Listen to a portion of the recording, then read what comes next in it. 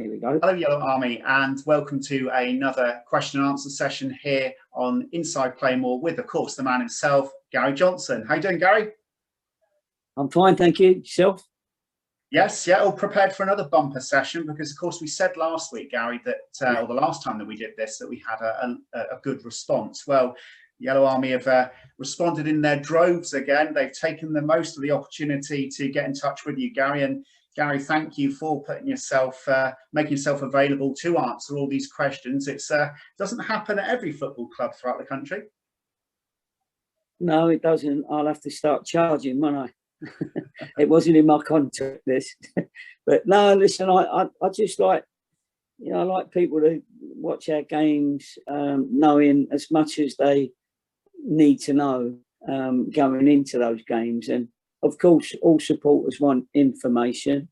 The difficult ones are the information where, you know, people talk about injured players, and we've got to be very, very careful that every manager in our league, in all leagues, listens to every other manager's post and pre-match chat.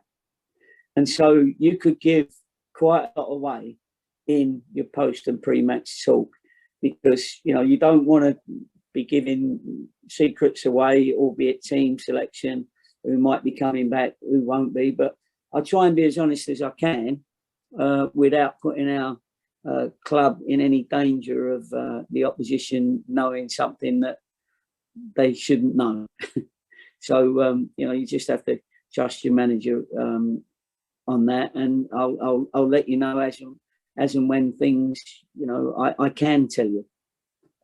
Well, that's an excellent intro, Gaffer, because we will be coming to some questions regarding injuries in just a few moments. Maybe that's why they've got me doing the interview with you, Gaffer, hoping that some of the opposition managers get so bored of my monotone voice they might turn off early doors. Yeah, that could be the case, mate. It could be the case. No, you're not boring. Carry on, mate. Now, hopefully the Yellow Army don't think I'm taking too much of a liberty here, but we've had a tremendous response, and a lot of the questions are similar, working different angles. So I'm going to try and group some together as much as possible without trying to dilute the questions. So I hope that I get that right. Forgive me if not. So we'll begin with the first one then, Gaffer, and it is to do with injuries. Leslie Quaintance, Pete Fordham and Malcolm Richards have all asked, why do we seem to be getting so many hamstring injuries this season?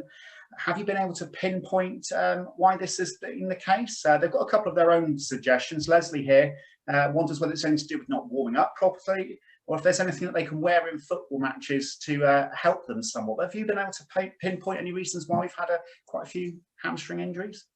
No, if there was something that you could wear, then we'd all be wearing them. You know what I mean? So, and certainly, you know, most clubs now have a good science regarding muscles.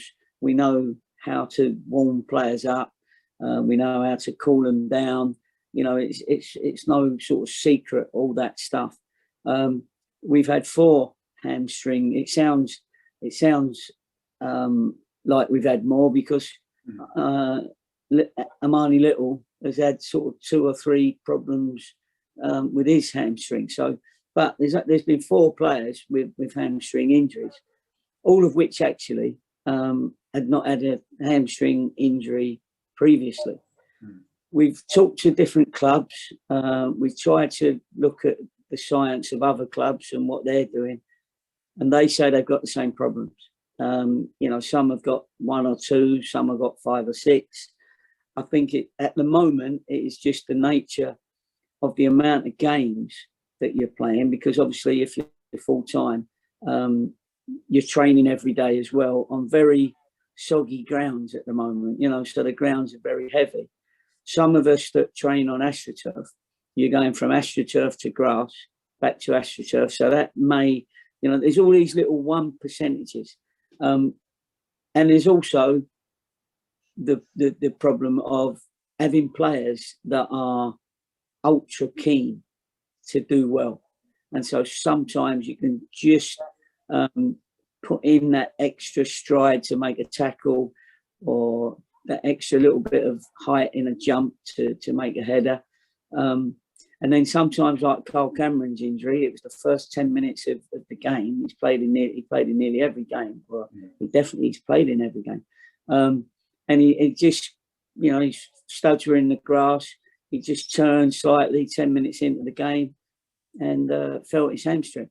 Now, the good news is that most of those hamstrings are not as bad as we first thought. So some of them will be coming back sooner than we envisaged. Now, I'm saying that, but it still may be a bit of time. But a hamstring injury could be anything between 8 and 12 weeks. And we may have a couple coming back, a little bit sooner than that. There may even be another question later on where I'll be able to get into more detail. Yeah, some of these, you're right, Gaffer. Some of these might sort of run into them. You mentioned about the soggy surfaces, and that actually brings us on to our next question from Stu. Now, he says he's concerned about the number of injuries we seem to be getting over the last couple of seasons, and he asks, is there anything to do with regularly training on a 4G pitch? Well, I don't think so. Again, I don't think there's a lot of information regarding that, or people doing tests on whether that's the case. I mean, the case that disproves that is, of course, Sutton, that are playing on 4G. They're training on 4G, and then every now and again they're playing on grass, against opposition. And they've been, whether it's luck, whether it's something they're doing, I might have to get Bielsa to go down and do a bit of spying for us and see if we can't find out what. But then you can be lucky as well. Now, you'll be very lucky if you don't get an injury, and Sutton haven't had many injuries, to be fair. They've been playing their same team. They haven't had a little blip yet. So whether those things are going to come to them, we don't wish anybody harm, of course. But, they've got quite a few games coming up. A lot of games where they're travelling in consecutive weeks, and Saturday, Tuesday, Saturdays. So, we'll have to wait and see. But at the moment, there's nothing out there that you can put your finger on and say, this is the reason. So anyway, if we didn't have the 4G in Torquay at South Devon College, we wouldn't be training because I think Torquay's sinking because of all the rain that we've had. And the training ground is you just can't train on it. What I've done is, because we've had some good weather over the last week or two, we have trained this week at Sealhane on a boggy grass pitch. Julian, our groundsman's done a great job to make it trainable, if you like. So, and so just to see whether that might help us going from grass to grass this week. But it's you couldn't do it every week because the grounds are just unplayable grass areas. Well, continuing seeing the questions so far, Keith Brown says he feels that there's a similar pattern to last season, where most of the players were fit up until December. Very good performances starting on. Then the injuries, of course, start to kick in, causing an understandable nosedive in what he calls form and confidence. Now he asks, is this just a coincidence? Is it due to more mature players taking a little bit longer to heal? One of the examples he gives is Liam Davis. Could it be training methods, fixture congestions? We've just mentioned what he says here about Sutton don't seem to be affected. Although Jules Head also says, is fixture congestion playing a part? Because he's acknowledging that there are other clubs that are in a very similar position to Torquay. So, is there any pattern between this season and last season, Gaffer? Is it because that some of the players are a little bit more mature and it takes a bit longer? I don't think so. I mean, the example that he gave was Liam Davis. Now, it doesn't matter what age you are. When you take a tackle that Liam Davis took at Maidstone, that had to restructure his ankle, then you're going to be injured for a long time. If you take Andrew Nelson, who took a whack on the back of his leg, and that chipped a bit of the bone in his knee, which had to come out, and then it had to be filled in with something that resembles a bone, if you know what I mean, so that he could carry on his career. You know, some of these a few years ago would have been career-ending injuries. They just take time, those ones, and all clubs have got the long-term ones. So, you know, it's just something we just got to keep going. When we get the injury, look after them as best we can. And then hopefully at the right time, if you've got the right squad, you're still in contention when you've got a bigger squad to come back and compete for a first team place. And, you know, there will be 2 or 3 that have come back to us this week. And, you know, whether they play or on the bench or not quite ready, but there's a few not far away now. I think it's starting to get a bit stronger. I mean, Dean Moxey's another one where, you know, it was a hip flexor problem, and he had his first injection, and that cleared it up a month or so ago.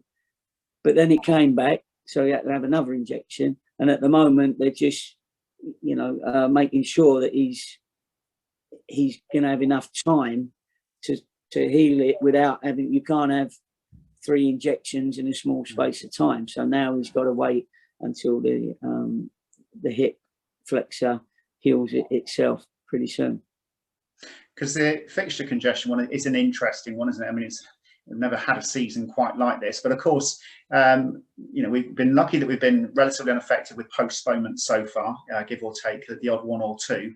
But obviously, because we've been playing those games, we haven't had too much disruption, but you're playing more games, and obviously the players have got less time to recover. Now, obviously, the other side of that is that these are the teams that have had a few postponements, that playing catch-up, have still got to play all those games yet. So they may find that their fixtures are compressed and their players are going through a similar experience that ours have, haven't they?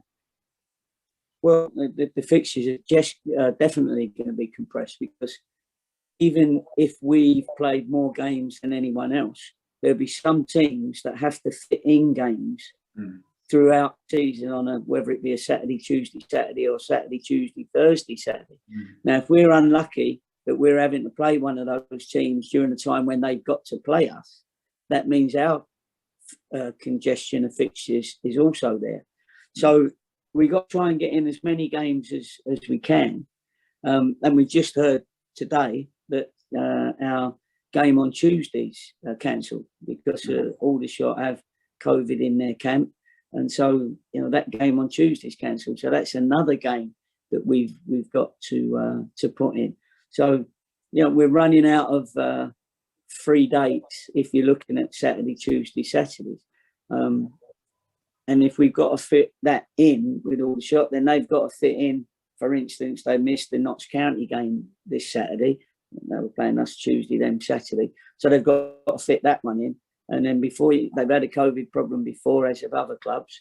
And it really will be, you know, the computer's going to blow up, I think, trying to get the fixtures all to marry up and be done by May the 29th.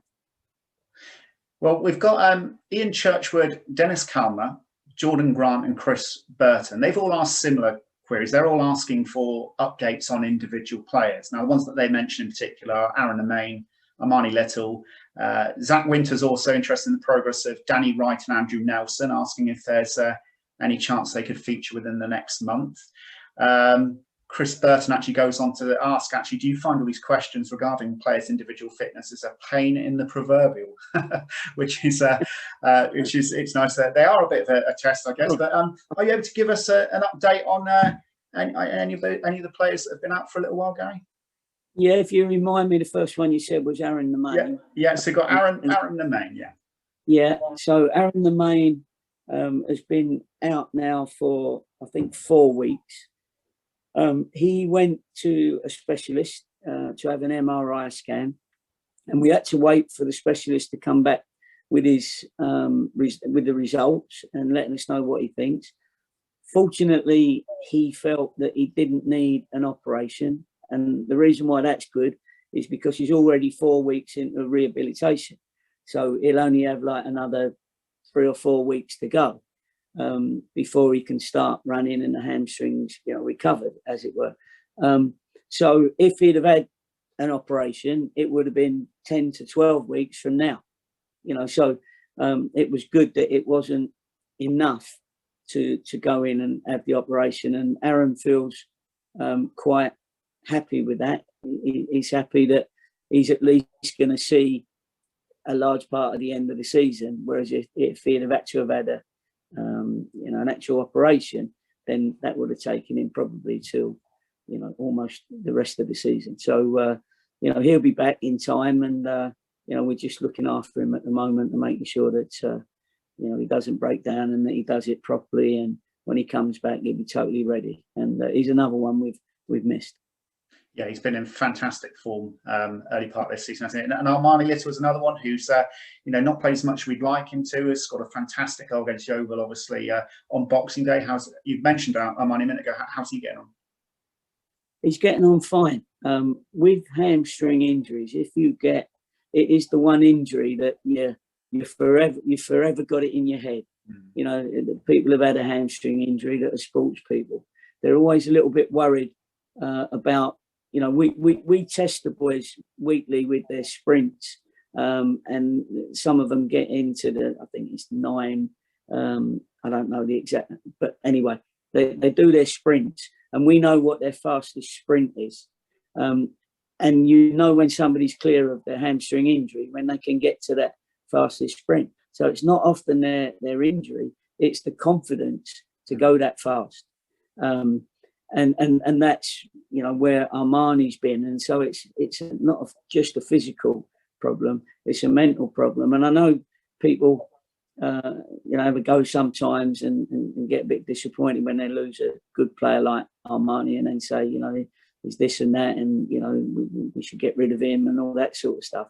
Listen, you can't get rid of somebody like Armani, because he's an excellent player, and he desperately wants to play. The good news is that he'll be getting his wish very, very shortly, because I think we've got over that worry now of his hamstring being worried about his hamstring. So he should be in the squad for this week. Now, I've said that before, and it hasn't happened, but I'm sort of giving a little bit away here, but just so that people know that we got to get behind him and sort of back him. We got to back him to the hill, and so I'm pretty sure that he'd be in the squad on Saturday. No, that's fantastic news. That's heard it here first, Yellow Army. On to those last two that Zach mentioned, Danny Wright, Andrew Nelson. Any chance that they could feature at all in the next month? Obviously, Danny's already made quite an impact this season. Andrew, unfortunately, got injured in pre-season. You described what happened to him. Any chance at all that they might feature in the next few weeks? Well, Danny Wright, you're talking about? Danny Wright and Andrew Nelson. Yeah, well, definitely Danny Wright. He's not a million miles away, and we're really pleased with his progress. Absolutely. And we're hoping to know for when he comes back from St George's Park. I think he goes on the 8th of March for 2 or 3 days, and then we'll know exactly where he is. He feels very comfortable at the moment. Andrew Nelson probably won't be on a pitch training yet and running properly for probably another 5 or 6 weeks. So it could be around at the end of the season, but it becomes very difficult because you haven't got a load of weeks left. You've got a lot of games left, but sometimes you can't get fit enough because you haven't got the time to be fit, if you know what I mean. It's like, they've got to almost have a pre-season sort of thing if you've been out for as long as Andrew Nelson's been out, for instance. But it's a gutter for him, and he's really disappointed. He's really looking forward to being with us and playing for us and all that, and got injured in pre-season, and haven't seen him since. We've seen him, but what I mean is in our team and on the pitch. So been a very unlucky boy, unlucky. Of course, Gaffer, with the National League South and North, which we'll come on to next, someone's got a question regarding it in a bit. It's not as if you can even start sending players out on loan to get a bit of match experience now, is it? That option's gone as well. Absolutely, that option's gone, and that makes it difficult as well for some of our players to get games. You know, Louis Slough and Olaf went to Dorchester. Unfortunately, we allowed them to be cup tied because we wanted them to play games. That's why we sent them down there. And then, you know, that was very quickly expunged, wasn't it? Those leagues. Yeah. So the North and South is not playing. So we just have to deal with it. You know, we got to try and create a competitiveness in training, in the hope that the boys that need match sharpness, you know, get it within their training. And if they get their opportunity to play in a game, then hopefully we've picked the right time to play them because they're ready, as it were. Well, fingers crossed to those lads that are coming back then. Now, Malcolm Robinson, he celebrates his birthday on Friday. Happy birthday, Malcolm. He asks he doesn't tell me. He doesn't tell me. When you get to my age, Gaffer, you probably keep it to yourself. Well, he might be a young kid. We don't know, do we? But anyway, go on then. Yes, happy birthday, Malcolm. What's the question? And we'll work out how old he is. Okay, well, this is what he says here. He says, how soon do you think it will be before you think the side will be back to full strength again and firing on all 4 cylinders? So I guess that's you know, more of a general question. How long do you think it is where you'll be sat there on a match day again and looking at your squad and saying, yeah, you know, we've got what we need now. Yeah. We're back on firing on all cylinders. Yeah, four cylinders, he said. So he's got to be over 50, I would have thought. I reckon he's 60. Anyway, listen, that would be great if we can, you know, get a full squad back as soon as possible and fire on all cylinders, as it were. But, you know, that's a little bit pie in the sky sometimes at any level, any year sort of thing. You know, you very rarely keep your full squad. What you've got to make sure is that, I mean, I think it's important to throw in here that we're still top of the league. You know what I mean? We've been top of the league for a long, long time. Yes, Sutton have got a couple of games in hand, but there's still 20 odd games to go. So we've just got to stay calm, you know, work round our little icebergs, you know, if there's an iceberg in front of us, and whether it be a little one or a big one. And that's it. It's just stay calm, but work hard and keep working and keep your beliefs, keep the spirit, all that. And I think we will, and we have done for a long time. And we've been there, you know, we've been there to be shot at. I mean, we've always been games ahead of teams, so we always knew they were eventually going to catch up. I'm hoping we'll come out of this period still intact. And then, of course, at some stage, you've got to kick on. I think we're either 1 point short or 1 point more than what we had last year after 36 games. So the good thing is that, you know, we know we've improved, but we're up there, and we don't want to let it slip, and the boys don't want to let it slip. There is a good atmosphere about the place, and you just got to keep going, and you know, don't wish your life away by thinking about the end game too soon. But that's why we always say we've got to take each game as it comes and see how it looks after each game. But you know, we're still confident that we're competitive, that's for sure, and you know, we can win some more football matches. No, spot on with that, Gaff. It's not lost on you at all. Yeah, a win against Hartlepool on Saturday, that's no easy task, of course not, but it would take us past last season's tally, even though we would have played a lot of games more. Now, moving on to Nick Pascoe's question. You may feel like you've already answered this one, but it is one that does come up, so it's worth including. So hello to you, Nick. Nick Pascoe asks, why are supporters not always updated on short and long-term injuries? Well, for the reasons, you know, as you say, we touched on it at the start of this, you know, Zoom. If you're going to put out there, if it was just our club and we knew that it was only our supporters that would hear the news and know the information, then of course you would give all the information. But as I said, all managers listen to the post and pre-match other managers' interviews to find out who might be back, who might be playing, who's out. You know, you won't get that from any manager, because they know that other teams are watching. So it's a bit awkward for supporters, but I try and give them a little bit of a clue as to who might be back. But often the only time is when the player's named on the team sheet on the day. Now, we're not doing that to keep a secret away from our own fans, because we try and give them as much information as we can. I can't remember the Churchill statement, mate. What was it? Something about loose tongue or something? Do you remember that? I think it involves costs lies. I'm going to have to do my history research on that one, but it's. I think that could be it. Something like loose tongue costs lives. You know what I mean? And that's in a war situation. So we don't want to be giving up too much information to our enemies, i.e., our opponents, if we can help it. So I'm sorry if we're playing the game and some people are saying that will describe it in different ways when I don't give out that type of information. But I think I give out enough, and I think if you're not happy with what I'm giving out, then there's nothing I can do about it. I apologise, but I'm doing it for the health of the club, for the club's sake, because we don't want to be giving any information or secrets to the opposition.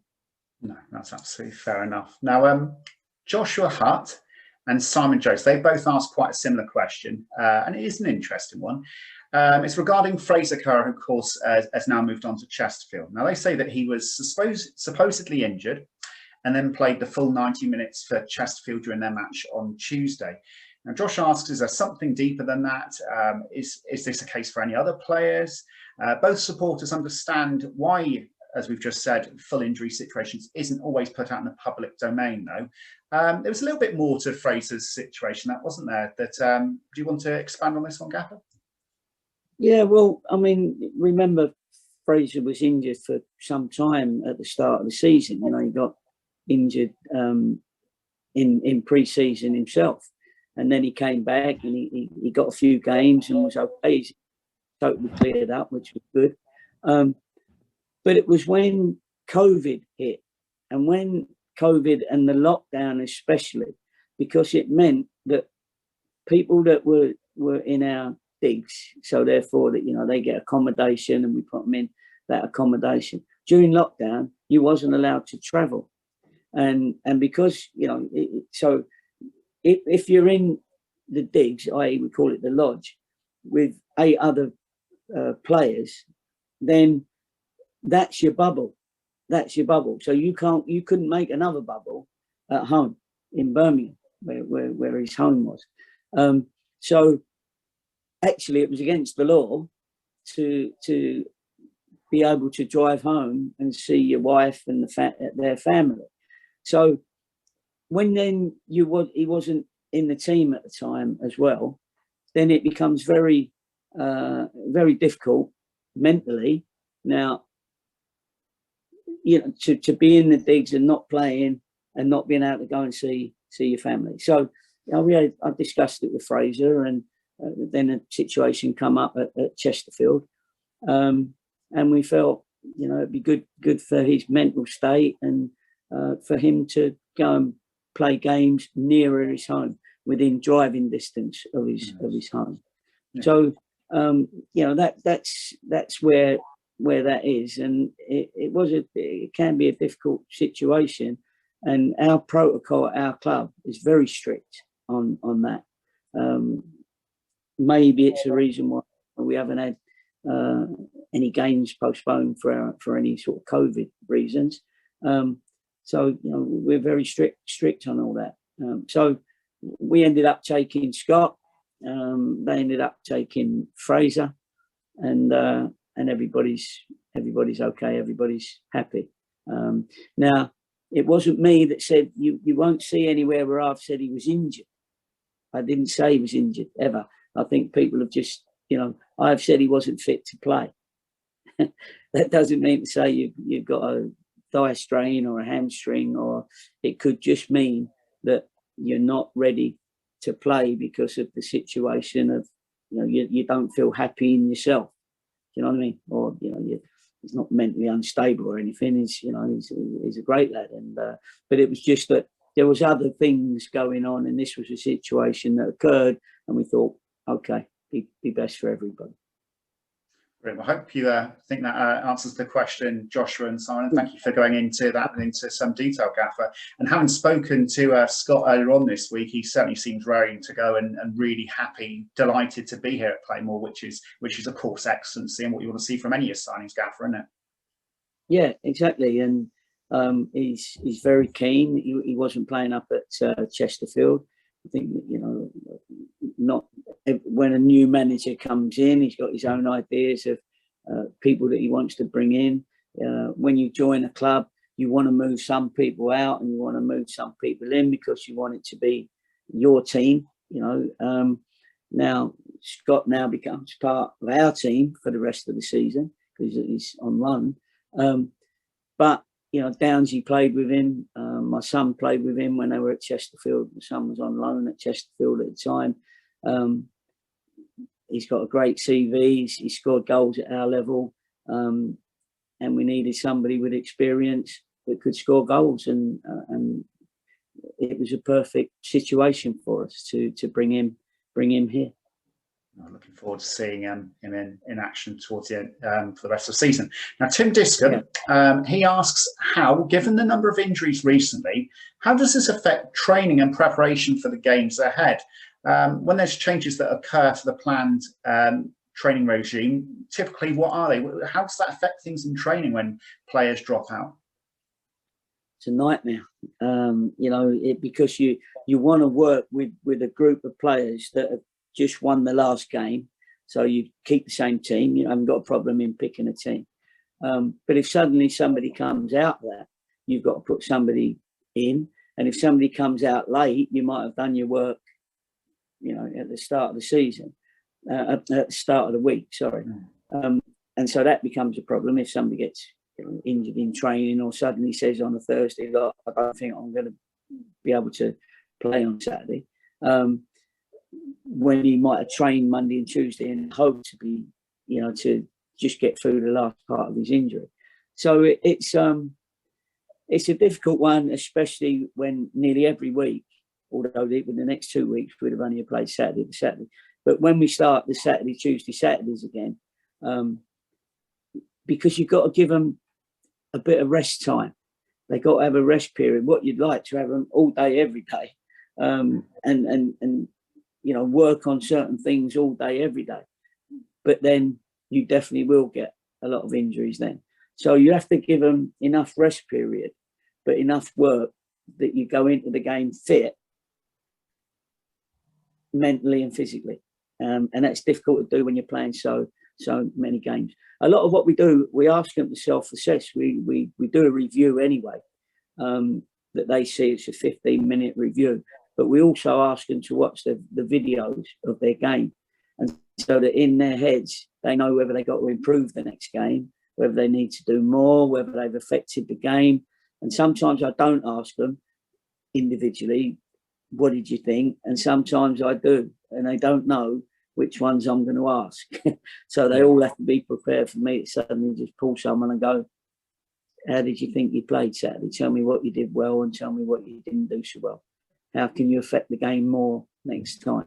So a lot of it is during their rest period, they're still working because, you know, they're watching videos of the game, the team, and their teammates. Brilliant. Well, that's a great insight there. And of course, that was something that was going on a lot during lockdown, wasn't it, Gaffer, last year, when there was no football. We didn't know when we were coming back. Is that there was still a lot of things that they could do mentally to keep themselves ticking over until the training began in earnest, wasn't there? Yeah, and of course we proved that we were very fit when we came back, because we quickly went and had a few wins early on, got to the top of the league quite early, which was nice, and have kept it to the current day, and hopefully we can keep it going. But it was we did a lot on Zoom where they were individually in their houses, and I could sit here and watch them all. There was all 20 on the screen with Kai Hepworth, physio. He was the one that he was our Joe Wicks, if you like. It looks a bit like him in eyes. and he did that, and then we gave them their runs that they had to do, and that was all on GPS, you know, so we knew exactly where they'd run, how fast they'd run, all that. So that was quite a military operation before the start of the season, but it got them ready, and we knew how important a good start needed to be. I've got quite a few supporters now that want to actually talk about this season and this season's prospects, how I've been getting on so far. So stepping away from injuries, but Kevin White from Leighton Buzzard, hi Kevin, asks how mentally we approach the rest of the season. Now the point he's making is that during our National League South campaign, we spent much of the time chasing down the leaders. Obviously you came in September and Woking were at the top, and we ended up chasing down that lead and overtaking them. He said, the targets here are quite simple because do you want to keep on overtaking the team above? This season, we got off like a rocket, and now he feels that the tables have been turned. So his question is, how do you keep that positive mindset so that the team doesn't go into their shell and feel that they have something to defend rather than something to attack, and therefore players becoming less creative and less positive in their approach? So how do you handle that, Gaffer? Well, the situation last year was, you know, well, when we won the Conference South, was we were 14th when I came in, and you know we needed to change things, but it was a different level. It's a totally different level to the National League, and so you have to make sure that you bring in players that are that next level. And what we've done is, I think for the most part, those players have proved that they can win matches and play well at this level. What was the question exactly? The question, Dom? So what the point that Kevin's making is that obviously when we were at National League South, we were spent a lot of the time chasing down the team above us, whereas now we're at the top and watching teams come on to us. So how do you keep that positive mindset rather than players going into matches feeling they've got something to defend rather than something to chase?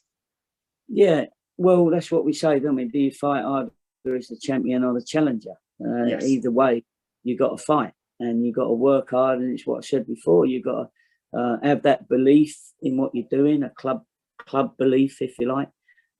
We're doing it all without that extra little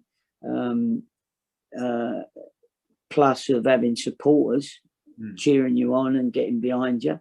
I think we've got a group of players that, whether they're first or 10th, would be mentally desperate to win games and to do well for themselves and for the club. I genuinely feel we've got that group of players, and we've shown that when we scored goals late on, and you know we've had a little sort of like slower period in the last few weeks, but we'll get that back.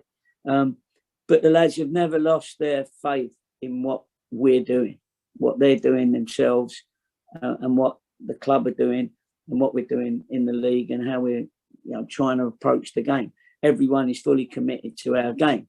We don't always get our game going well, but when we do, we know that it wins games. And if you've got that belief and you've got the players that can produce that, then hopefully we'll be up there when it comes to the real nitty gritty of the last 6 or 7 games of the season. But you've got to treat every game as if it's a cup final from here on in. I know it's 20 games to go, because every 3 points you pick up now, the 3 points you haven't got to pick up later, because the league will be won by anyone who gets double points to games, and that happens every year. So I think we're just short. What are we? 24-47. So if we did well enough to beat Hartlepool, you're then looking at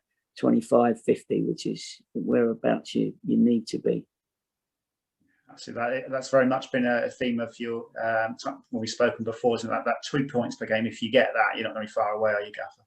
Well, you're going to be there. It's not just far away. I think most, it's not 90 points this year. It's 88, is it? 44 games would be 88 points, because obviously Macclesfield are out. Was it Macclesfield? Yeah. Yes, yeah. got all about them now. It's terrible, isn't it, how they suddenly get, you know, out of everything. But yeah, so that's the 88 points will win you the league. Now, Terry asks, I mean, this sounds like a million dollar question here. He might be asking you to stare into your crystal ball here, Gaffer. He's saying, do you think the season is going to go down to the wire, or do you believe that lads can produce the sort of football that we were seeing at the start of the season? So I think worth bearing in mind what you said earlier on, Gaffer, that, you know, at the start we were always playing a lot of games more than other people, so you knew that those games were going to come back at some point. But how do you see the rest of the season panning out? Well, I wish I had a crystal ball and then I could relax and not worry about it. And you know, if someone could tell me the future, until that happens, you just, you know, your future is your next on, you know, and it really is. And we work very, very hard as a club and put a lot of effort into. Sometimes it doesn't look like it, but we put a lot of effort into that next game, and then when that's finished, we put a lot of effort into the next one. And what I know is we've got enough ability and quality in the squad to be challenging throughout. And that's not an easy thing in the National Conference, because there's some teams that have got obviously bigger budgets than us. That's just natural, that's normal. There's some teams that have, if you've got a bigger budget, you've probably got a bigger squad. So there's all different. There's obviously some teams that are, you know, less than your budget and less than your squad, of course. But you just got to get it right, and you just got to cross your fingers, hope that the hard work brings you the luck as well. You know, what's that sound I use sometimes, which is be ready to be lucky. And I think that's always a good saying to have in your mind. Now, Dave Shaw has emailed us from Thailand. He actually goes on to say he'd be very interested if there's any chance of a pre-season tour of Thailand, but I guess that might be something you need to discuss with the powers that be, Gaffer. Well, I'm not sure we're in the, you know, in the right sort of ways at the moment with the COVID and everything, start travelling that far away. But it'd be lovely to go to Thailand. I've not been there myself, not, you know, but I'd love to go there one day when it's safe to do so, as we always have to put at the end now. But yeah, maybe for you know, a year or two's time, that'd be lovely. If he could organise it for us, that would be a great trip. I'll have a chat with Dave and see if he's willing to put you and the lads up at expenses paid if they're in Thailand. He might have to pay for it as well. Now, the other point that he mentions there, he says, how do you get the boys to focus on the importance of a game like the match of the weekend against Hartlepool? Now the table is so tight that that's scaring the freedom and flair out of the side so that they don't freeze. He says that March is going to be a massive month. So how do you get that right, Gaffer, that you, obviously it's so tight, you don't want to scare them, but obviously make them realise how important the game is. I mean, I guess the game talks for itself from that perspective. Well, you've got to get them, you've got to get them confident in themselves, you know, so that they can go out and they believe they can beat the world, you know what I mean? So that comes with good training. It comes when they know that they're feeling fit. It comes with the belief that, the knowledge that you've got a good team around you and they're all confident. That's why, you know, teams that can put 2 or 3 wins together can put 5 or 6 wins together, because you feel like you're unbeatable. And what you have to do is keep looking to get that first win. If you haven't had a league win for a little while, you have to get that first win, if you like we did against Solihull. And then you need to keep adding to that. So, you know, the boys were pleased with themselves with the effort we put in at Solihull.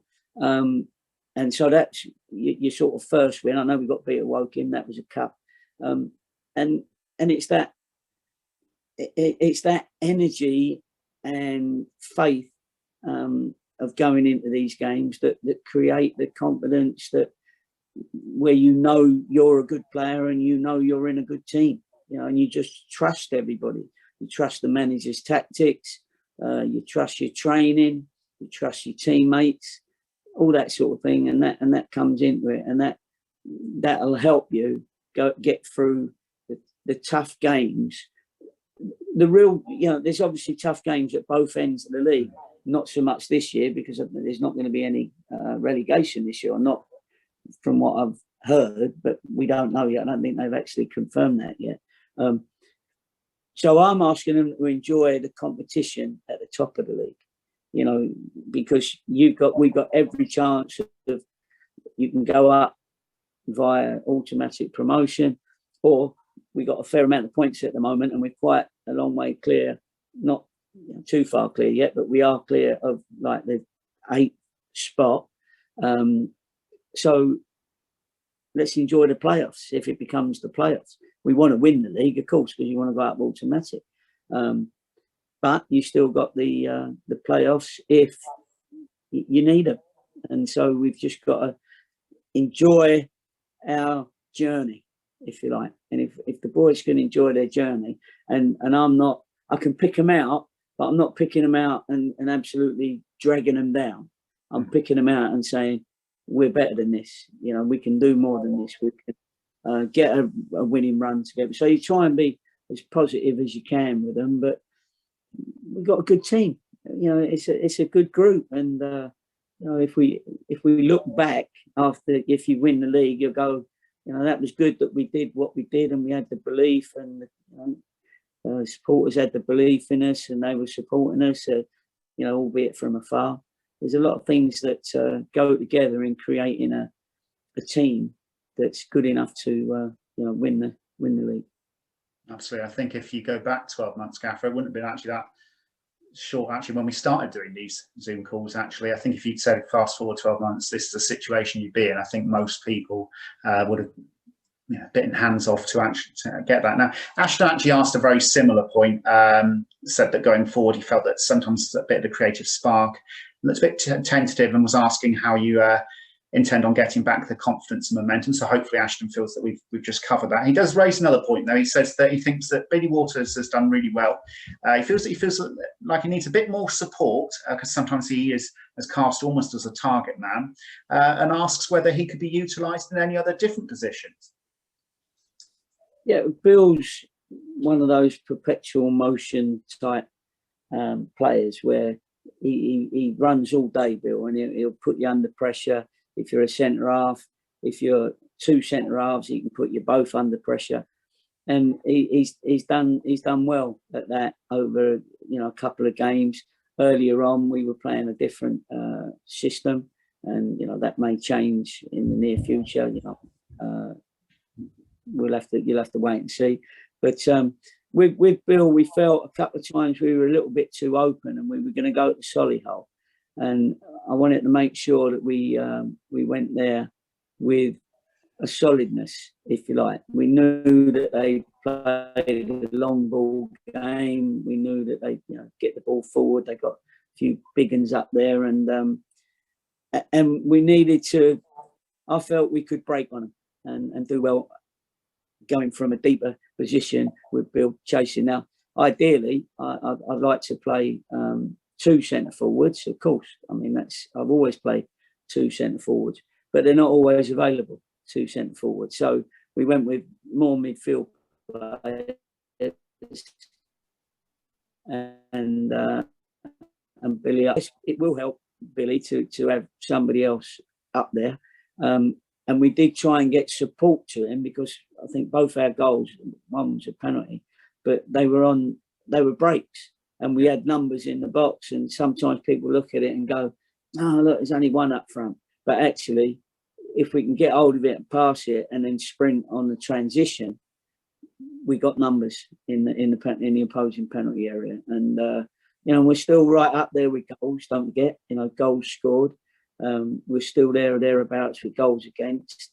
So it's not been too bad. And I think you have to sometimes, I've said it before, trust your manager that he's doing the right things for the right reasons, and for the players he's got available to him at the time. So and then at the end of the season, people can judge whether generally you've done well or not so well. And of course, Solihull, Gaffer, the plan worked to perfection, because we won 2-1, and obviously Billy ends up scoring the crucial goal.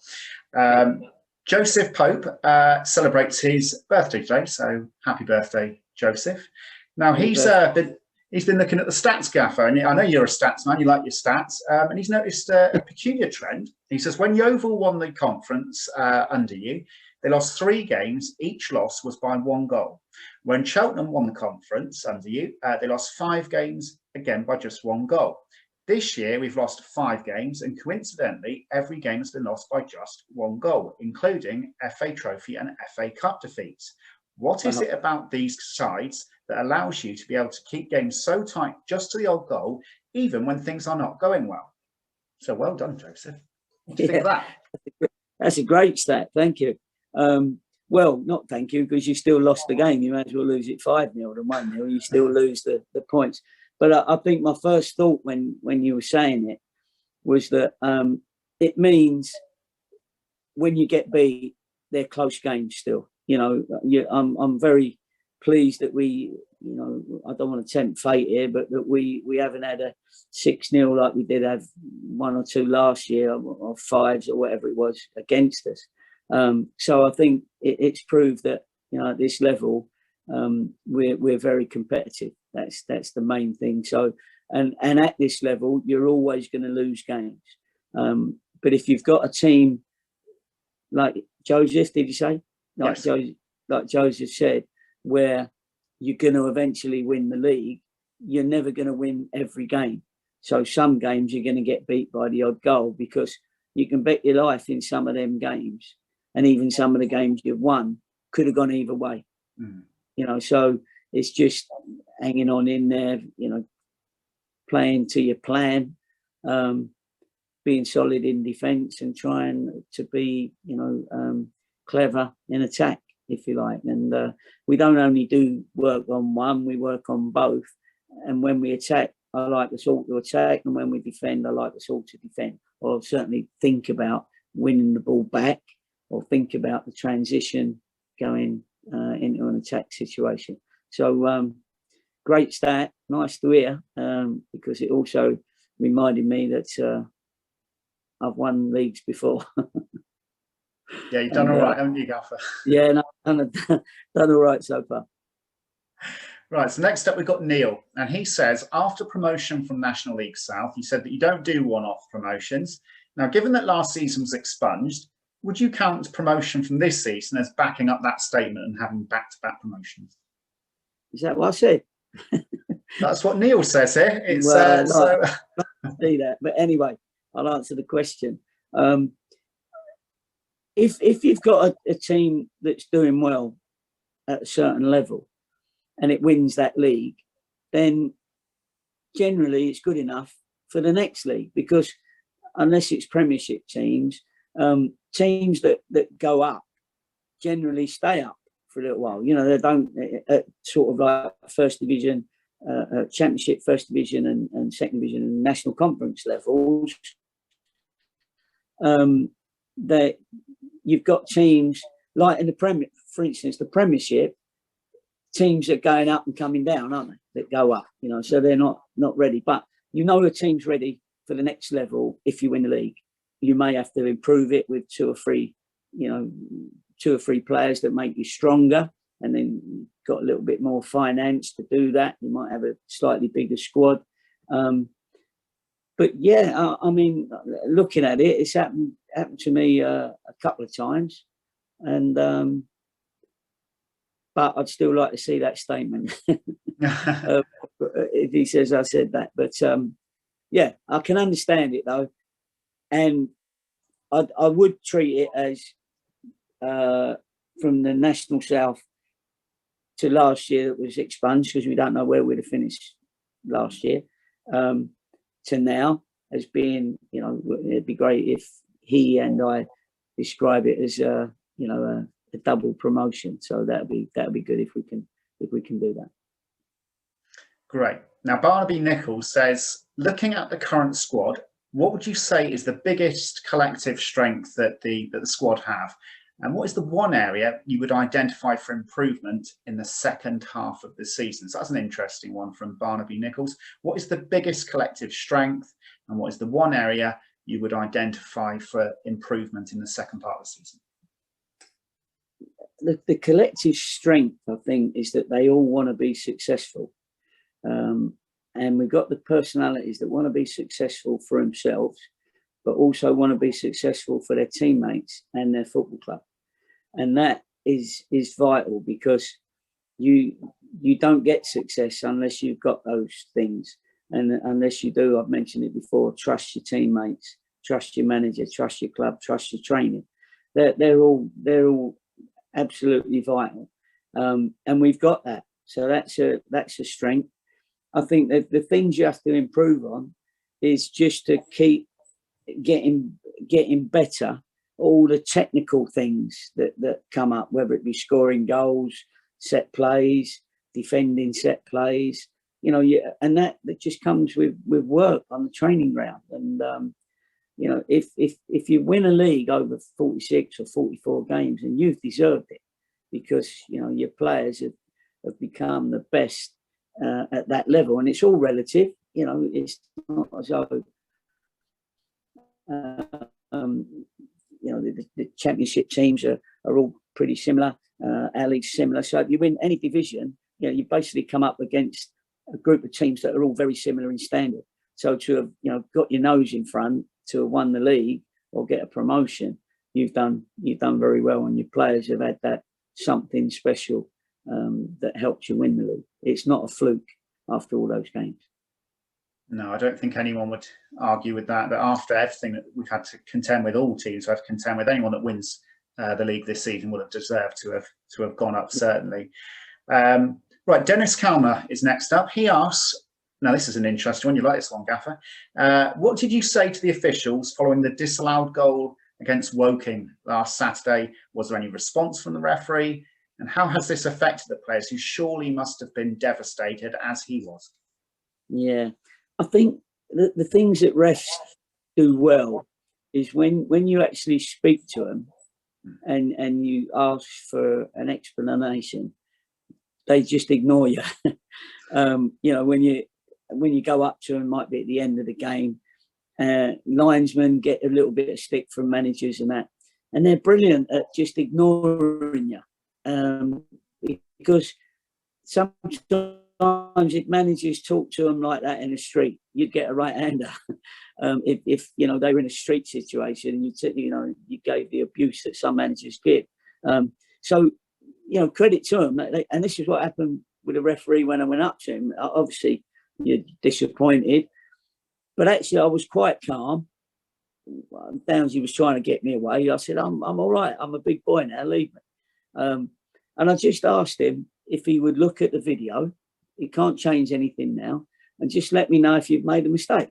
If you've made a mistake, we all make mistakes. We'll hold our hands up. But what I need to know, ref, if you wouldn't mind, if you wouldn't be so kind, is to look at the video and then let me know what your thoughts were. Why didn't you go over to the linesman? For instance, was there no discussion? What did you see? What did the linesman see? Because it was a big goal. It was a goal. There's no way that it wasn't a goal. It was a goal, and that happens. That happens to all of us. And you get some in your favour and you get some against. So all I asked was, would you look at the video and come back to me? Now, obviously, there's a protocol, and you can't go straight to a referee. And by the time the referee goes home and he has a chat with his two linesmen, they can then sort of work out how they got to that. But sometimes you get to hear the honest truth, and somebody says, look, we made a mistake. But most often you get an ambiguous reply that sort of says nothing. But I just wanted to put it out there, because I think if people want to improve the game, and they're always asking us to put our thoughts to the PMOL, is it? The Referees Association, so that it can help them make better decisions. And we're having a lot of problems at the moment with like the VAR and different rules and the handball and the offsides, and all of a sudden we've got all muddled. And I just want to wanted to know what his thought process was. And he looked at me, he smiled, and that's,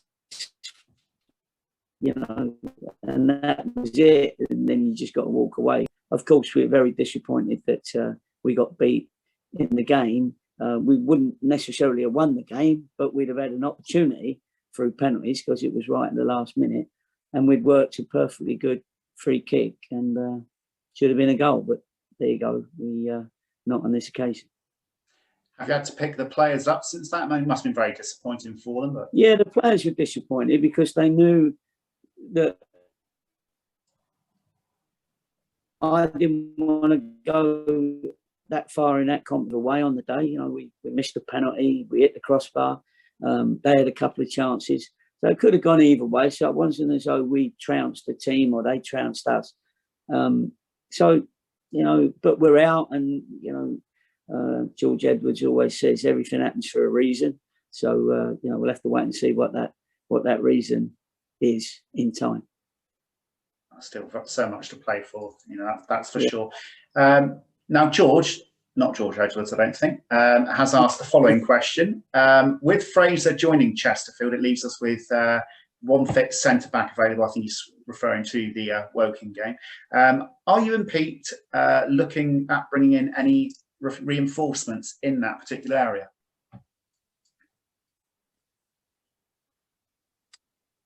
We're always looking for reinforcements, or we're always looking for players that would enhance us. But you've got to be careful, because if you bring somebody in every time you move somebody out, or every time you have an injury, you end up with 60 players at the end of the season. So we felt at the moment, because Joe Lewis really, his number one position is centre half. That's where he wants to play. Unfortunately, with Gary Warren injured and Kyle injured, we've not, you know, they're out. So but they are two centre halves that will be back, you know, not a million miles away from being back. Joe then can play with Sherrin, and then that at the same time would bring back Winter at right back.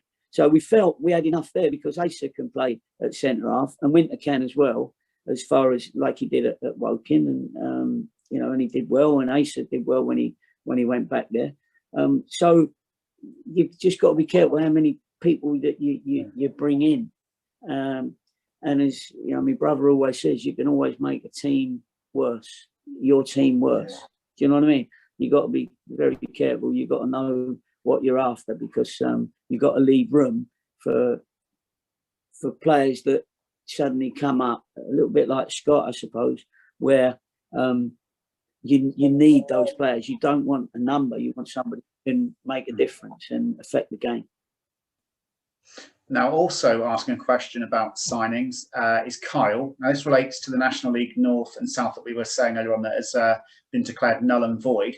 And he's saying that, has there been any thought given to the strengthening of prospects in those divisions that are now not currently playing in those leagues? Yes, there is, and you know, we've got a list of players that we were looking at. Some weren't available anyway, because a lot of the part-time lads sometimes have got good jobs and get, you know, good money from their club, albeit part-time, but they've got jobs as well. So, and again with us, you know, you've got to get people that it suits, i.e. they don't mind coming down to Torquay. They don't mind if they've got a family bringing their family down, or they don't mind, you know, if it's a young lad, then obviously often you can bring them down, but they still got to be better than what you got. And again, if we were mid-table or bottom of the league, then you could accept us, you know, looking all over the place to get players in to make us better. But I think we've got a group of lads that can win us this league. I do. And unless, you know, Roy the Rovers comes out of the woodwork somewhere, then, you know, we'll be going with this group to the end of the season, because I trust them and I've got faith in them. Well, we're on to the last couple of questions now, Gaffer. David from Paynton asks, now this is a unique one. What is the best piece of advice that you have received in football, and who gave it to you? Wow. I had a manager at Watford, Mike Keane he played for QPR. And I remember him saying to me when I'd been left out of the team, he said to me, Jono, I'll just tell you this once. He said, don't feel sorry for yourself because nobody else does. And I think I've taken that through my football career, you know, and it's true. You know, you can mope around the place, you can get, you know, be angry, be upset, but actually you're just giving somebody else an opportunity. You're not competition to him anymore. So that's the one I remember. Oh, the other piece of advice I remember from Mike Keane, who was a lovely fella, was I was playing in the reserves, had the that wasn't in the first team, and I thought I was a Kevin De Bruyne midfield player. He didn't. So he played me right back this day, and I thought that was a big demotion. We were 3-0 down at half time, and my left winger, who was up against me, had made all three with crosses. But I'm ready for the manager at half time. So I go in, and he looks over at me, Jono, sort yourself out, mate, because that winger's getting loads of crosses in from over there, and they've scored 3 from him. I went, rubbish, no chance. He ain't been hitting the crosses in. So all the lads are looking at me.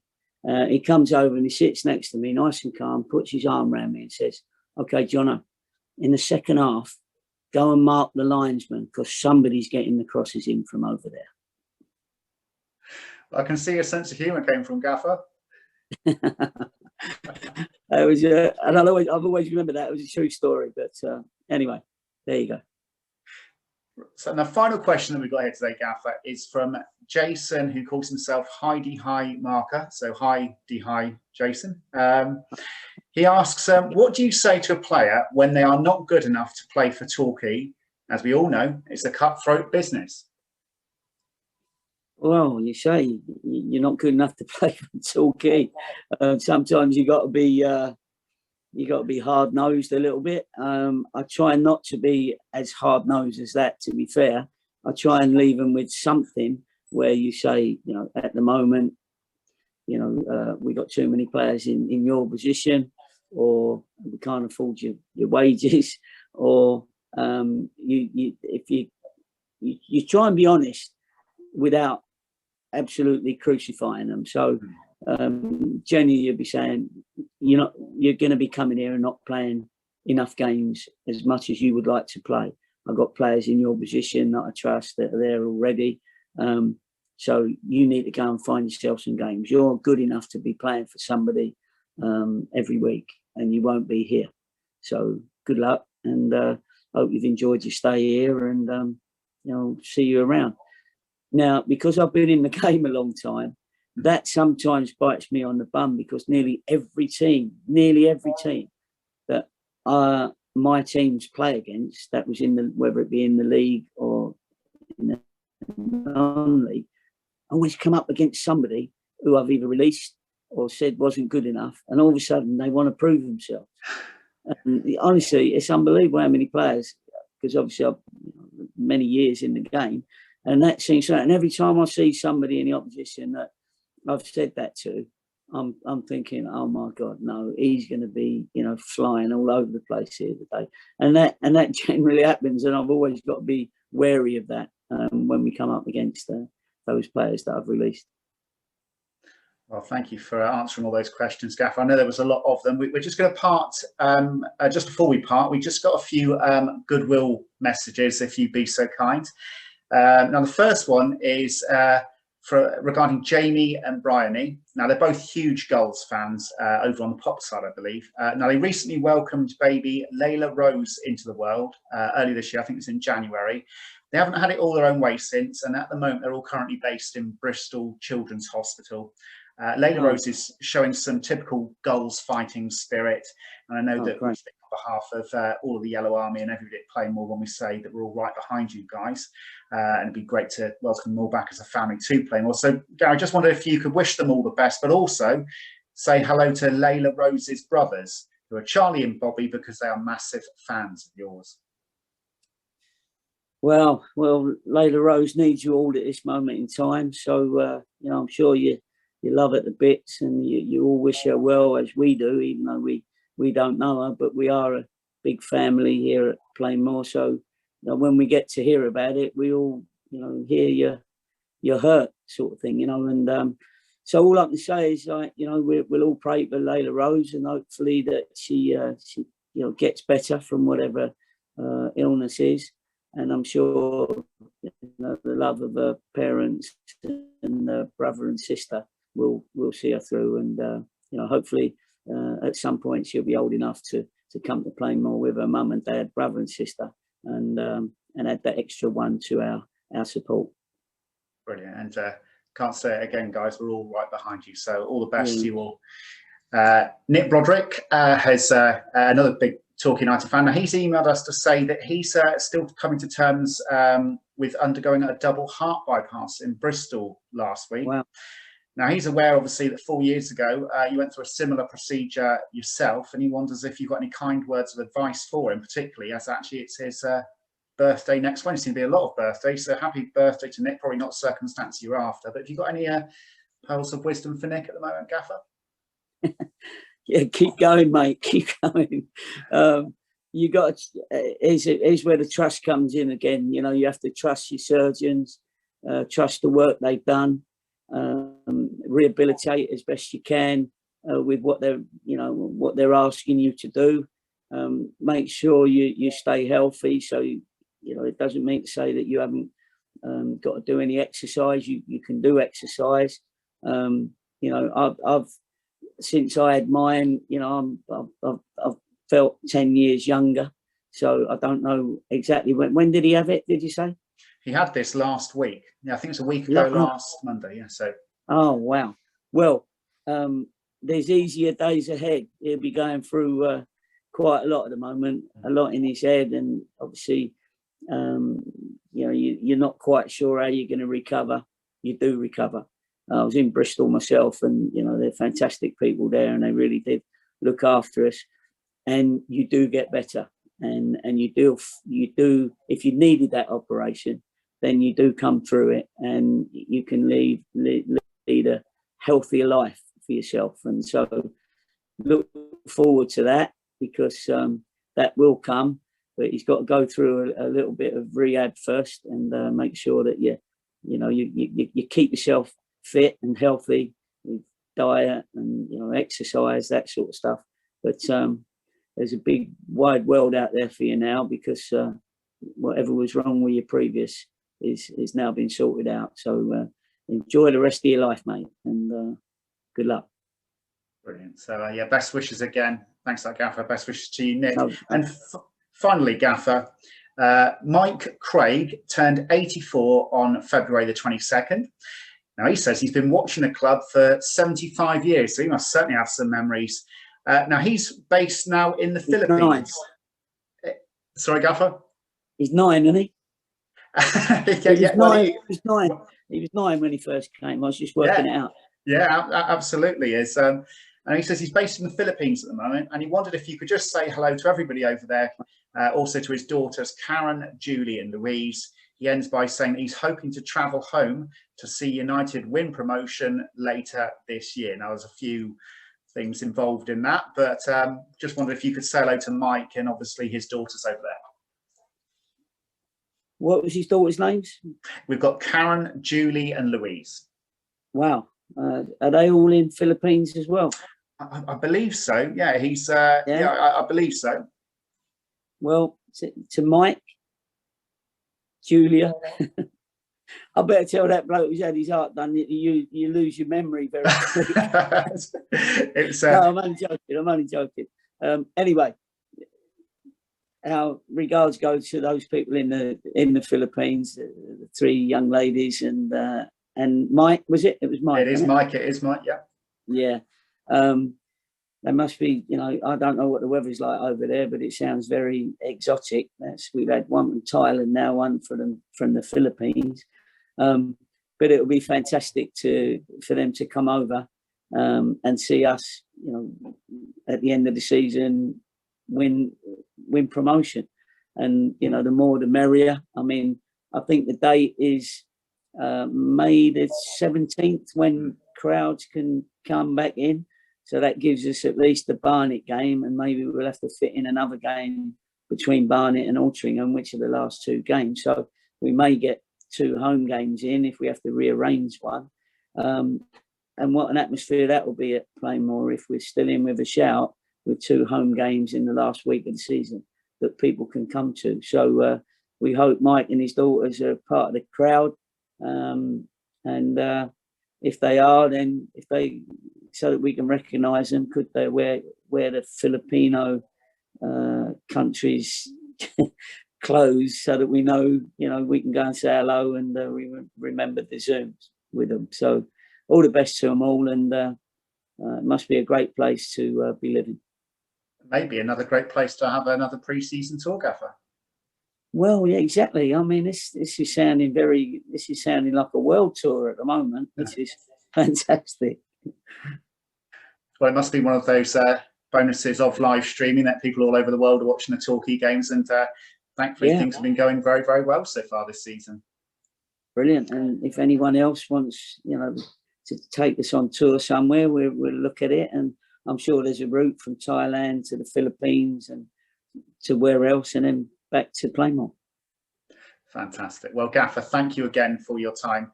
I know it's been quite a long one, and thank you for all the questions that we've had from the Yellow Army. It's clear to see that your passion remains undiluted. Yeah, no, they're good questions because I understand them, and they're questions that I ask myself, all the time, and it's good to, I don't know whether we've been able to answer everybody's question exactly how they wanted it, but they've got a vehicle here. You don't vet any questions. You say it as they've sent it in. I try and answer it without sort of reading them beforehand, sort of thing. So it's off the cuff and it's as honest as I can be. And and it's a good way to get that affinity with your supporters, and because they've got to trust the manager and trust their club that everything we're doing is again for the right reasons and for the sake of the success of their football club. Brilliant. Well, if I don't get to speak to you before, I'm Gaffer, the very best of luck for Saturday's fixture to you and the lads. Thank you. Thank you. And again, thank you for answering all those questions, Gaffer. Thank you to the Yellow Army for supplying all of them. And of course, from both of us, we wish you well. Take care, keep safe, and we'll speak to you all again very, very soon.